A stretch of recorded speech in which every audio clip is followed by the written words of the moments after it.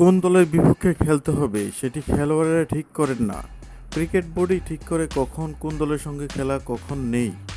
Cricket অস্ট্রেলিয়ার অনাগ্রহ, যেমন 2003 সালের পর আর অস্ট্রেলিয়ায় গিয়ে খেলার সুযোগ পায়নি বাংলাদেশ। তবে সদ্য সমাপ্ত সিরিজের পর অ্যালেক্স ক্যারির আশা, আগামীর দিনগুলোতে তারা বাংলাদেশকে টেস্ট প্রতিপক্ষ হিসেবে পাবেন।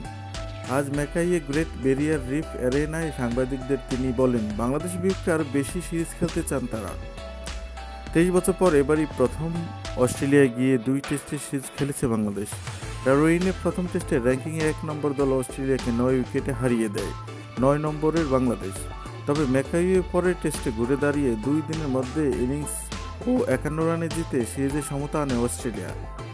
এর আগে জুনে বাংলাদেশে এসে 3টি করে ওয়ানডে ও টি-20 খেলেছিল অস্ট্রেলিয়া। ওয়ানডে সিরিজে জিতেছিল বাংলাদেশ, অস্ট্রেলিয়া টি-20তে।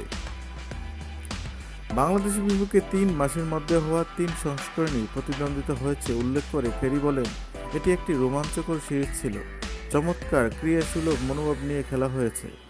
গত কয়েক মাসে বাংলাদেশের বিরুদ্ধে ওয়ানডে ও টেস্ট ক্রিকেটে মিলিয়ে দারুণ কিছু প্রতিদ্বন্দ্বিতা হয়েছে।